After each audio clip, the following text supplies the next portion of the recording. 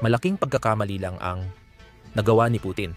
Gusto niyang ipaniwala sa mundo na napalibutan na ng puwersa ng Russia ang Prokrovsk at malapit nang bumagsak ang Ukraine. Upang patunayan ang kasinungalingang ito, nagdaos siya ng press conference at inanyayahan ang mga Western na mamamahayag. Walang dumating na banyagang mamamahayag. Pero alam mo ba kung sino ang naniwala sa kanya? Ang mga sundalong Ruso niya mismo. At iyon ay isang napakalaking pagkakamali. Pagkatapos ng talumpati ng kanilang leader ukol sa tagumpay, pumasok ang kumpiyansang tropang Ruso sa lungsod habang may hamog. Pero nagsimula silang mag-post ng mga selfie video sa TikTok tungkol sa kanilang pag-usad. At hulaan mo kung sino ang nanonood? Mga drone forces ng Ukranya. Ilang oras lang matapos mailathala ang mga video na iyon, nawasak ang hanay ng mga Ruso. Hindi ito simpleng propaganda ng Ukranya. Kinumpirma ito ng mga galit na propagandista ng militar ng Rusya na ngayoy sinisisi na ang sarili nilang panig. Ang kayabangan at propaganda ni Putin ay bumabalik sa kanya sa harapan ng labanan. Nagre-resulta sa tambak ng mga bangkay at sinunog na kagamitan. Simulan natin sa umpisa. Noong Oktubre, 26 nag-press conference si Putin na parang isang komandante ng militar, kahit hindi naman siya nagsilbi sa hukbo o napalapit sa labanan. Nag-aalala siya sa mga drone ng Ukraine kaya hindi siya lumalabas ng bunker. Sa press con, inanunsyo niyang magbibigay siya ng awa sa sino mang sundalong Ukrainian na susuko sa Prokrovsk. Para mabawasan ang di kailangang casualty, hinihiling ko, gaya ng dati, na gawin ang lahat ng hakbang para masigurong mahuli ang mga sundalong Ukrainian. Siyempre, nice gawin ito. Alam mo at alam ko. Ngayon mismong mga Russian military blogger ay hindi sang-ayon kay Putin. Iyon ay dahil alam nila na ang lungsod ay hindi napapalibutan. Hindi ito napalibutan noon. Hanggang ngayon, hindi pa rin ito napapalibutan. Imbes na si Putin ang sisihin, sinisi nila ang command ng militar ng Russia sa pagbibigay ng maling impormasyon sa kanya. Iyan ang lumang estratehiya ng Russia na mabuting Tsar, masamang boye. Gusto nilang sisihin ang lahat maliban sa Tsar. Kahit pagkatapos ng matinding reaksyon, hindi umatras si Putin. Sa katunayan, lalo pa niyang pinanindigan ang sarili niyang kasinungalingan. Makalipas ang ilang oras, inanunsyo niyang ititigil muna ang labanan para makapasok ang mga Western na mamamahayag at makita ang sitwasyon. Nahihirapan ang mga sundalo ng Ukraine. Wala silang problema sa paghahati. Mga tagapag-ulat media? Mga kinatawan, kabilang na ang mga international at Ukranyano sa mga lugar ng pagkukulong upang makita nila mismo kung ano ang nangyayari Doon. Mari, makita ang kalagayan kung saan ang napapalibutan ng mga tropa ay naroon. Sa totoo lang, mahigit 2 linggo na mula nang inilabas ni Putin ang kanyang alok at wala pang tumatanggap nito. Nag-email ang militar ng Russia para mag-imbita. Pero lahat tumanggi. Alam mo ba kung sino ang naniwala sa kanya? Mga sundalo ni Putin? Matapos ipahayag ni Putin ang tagumpay, naging pabaya ang mga sundalong Ruso. Nagsimula silang mag-post ng mga TikTok video tungkol sa pagpasok nila sa lungsod gamit ang mga motorsiklo at jeep. Tingnan mo ito.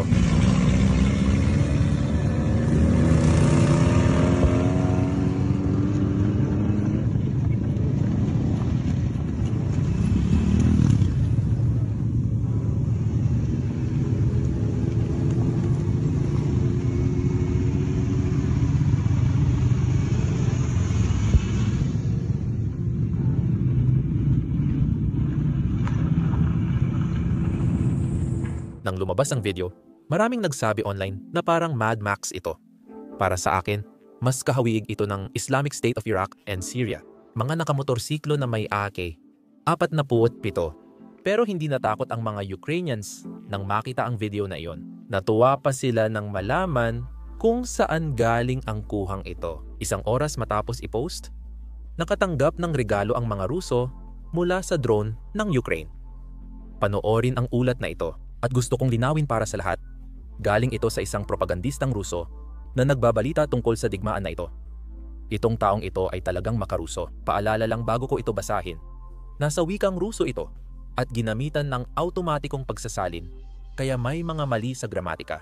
Tinamaan ng sandatahang lakas ng Ukraine ang mga tauhan at kagamitan sa Prokrovsk matapos lumabas ang video ng sundalong Ruso na nakamotor papasok sa lungsod. Sinulat ito ni Razvidos, isang Russian vlogger. Ito ang kanyang komento dahil sa tanga na nagilik ng video online. Ngayon, tambak ang mga 200 at sunog na gamit sa lugar. Sa mga komento, nilinaw ng blogger na kinukwento niya ang sinabi ng isang kaibigang militar na nagsabing sino ang nagkaroon ng pagkalugi sa daan. Ano pa ang dahilan ng pagpapalabas ng video bukod sa pagpapasikat sa internet? Si Alexander Kos, isang military correspondent, ay naniniwalang mali ang paglabas ng hype video. Minahan ng mga Ukrainyano ang buong gilid ng kalsadang ito. Lahat ay literal na minahan. Kinabukasan, imposibleng makadaan doon dahil sinunog na ang posisyon sa Donetsk Highway. Itong entry na ito, yan ang sinabi niya. Malinaw na sobrang nag-e-enjoy ang mga Ruso sa pang-aasar sa sarili nilang panig. Pero gusto ring sumali ng mga Ukrainyano dito, kaya naglabas sila ng sarili nilang hype video. Pero ginawa nila ito pagkatapos nilang tapusin ang kolum ng mga Ruso. Tingnan mo ito.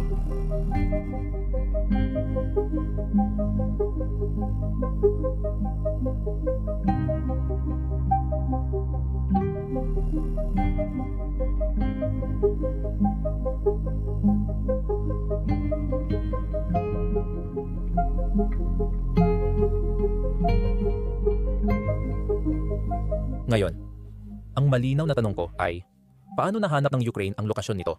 At paano nila nagawa ito ng mabilis? Tinawagan ko si dating Navy Sea, Air, and Land Chakvar na nasa Ukraine noong nakaraang 4 na linggo sa gitna ng labanan.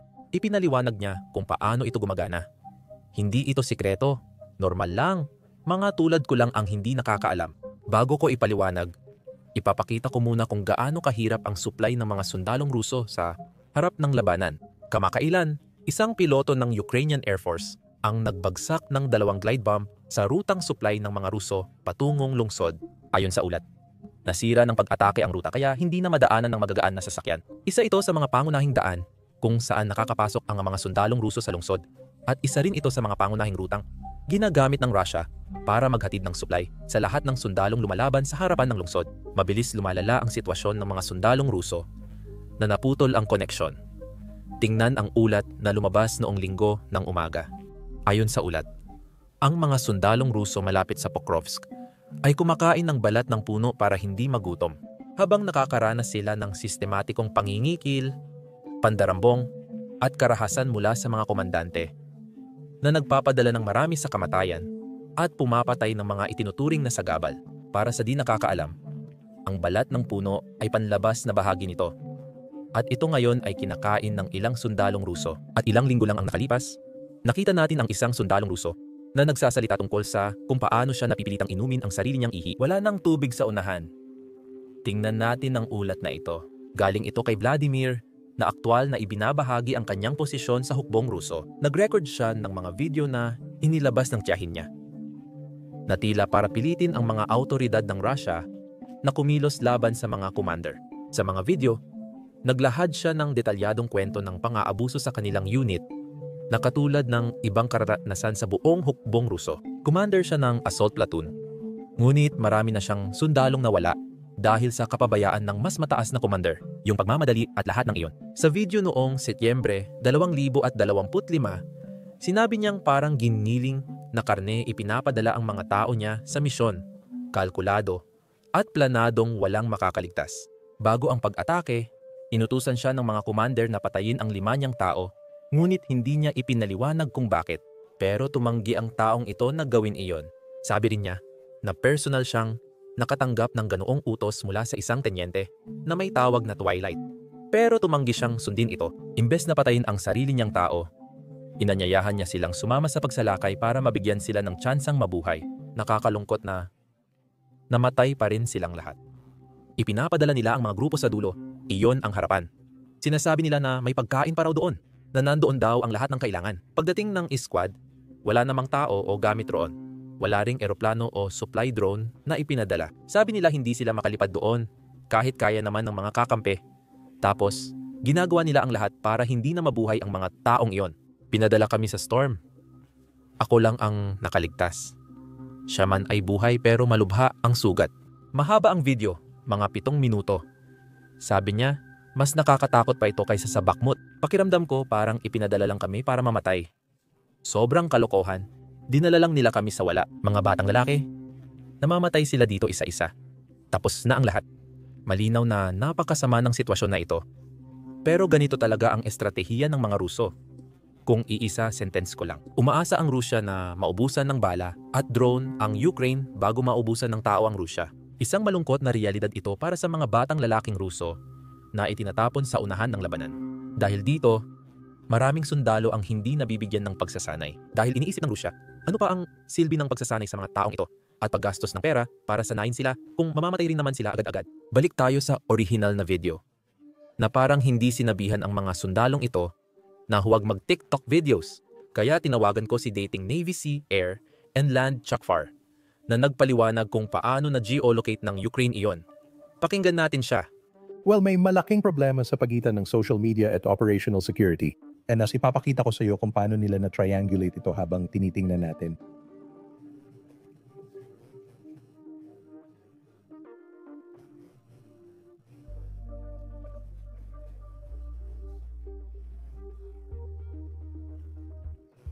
And kailangan mong tandaan na ang mga puwersa ng Ukraine ay nasa posisyong ito dati. Itong asol na bagay, tama? Oo, tama. Hindi ko masabi ngayon dahil maulap at gumagalaw sila. Sinasamantala nila yung ulap. Pero mukhang ito ay isang hilaga-timog na ruta na papasok sa timog ng Petrovsk. At tama, ang mga Ruso mismo ang nagrereklamo na pagkatapos nilang i-post ang video na ito, mabilis itong ginamit ng mga Ukrainyano bilang basehan para sa pambobomba ng artilyeriya. Kaya malas talaga. Oo, 100%. Nakakabaliw kasi, narinig na natin, tulad ng mga Ruso, maraming mga pagsulong ang talagang natulungan ng hamog. At dito makikita natin kung gaano kakapal talaga ang hamog. Ang hamog ay kapaki-pakinabang dahil kontrolado ang karamihan sa mga drone. Pinag-uusapan natin yung baliktad na wedding cake kung saan ang first-person view drones ay nasa pinakailalim at pinakamaliit na bahagi pataas sa mas malaking parte. Kung saan ma-issue na drone na mas matagal ang lipad at mas maganda ang camera, ginagamit sila para makita ang target. Kapag ganito kataas ang ulap, mga 75 talampakan lang, kayang abutin ng first-person view drones ang mga ito. Pero alam mo, walang rason ipadala sila doon dahil di mo sila magagabayan agad papunta sa target. Oo, siguro may punto ka. Sabi nga nila, ang kalikasan ay walang pinapanigan, tumutulong at nananakit sa lahat ng pantay. Hindi ba dapat naapektuhan din ang mga drone ng Rusya o hindi ba nila kailangan ng proteksyon? Oo, naapektuhan nito ang parehong panig. May isa pang aral mula sa video na ito. Alam mo, parang bumababa si Mad Max sa Pokrovsk. Tingnan mo, ginagamit nila ang mga ninakaw na sasakyan ng civilian Chinese na June buggy, kariton at motorsiklo. Hindi ganito ang paraan ng paglipat ng tropa sa isang labanan, di ba? Sira ang lohistika ng mga Ruso.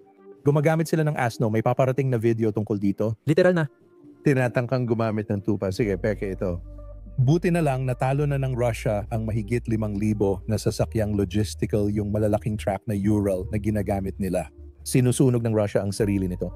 Ngayon, maikling clip lang ito mula sa lingguhang battlefield breakdowns namin. Sa kasamaang palad, hindi namin pwedeng i-post karamihan ng mga clip dito sa YouTube dahil hindi sila advertiser-friendly ayon sa YouTube.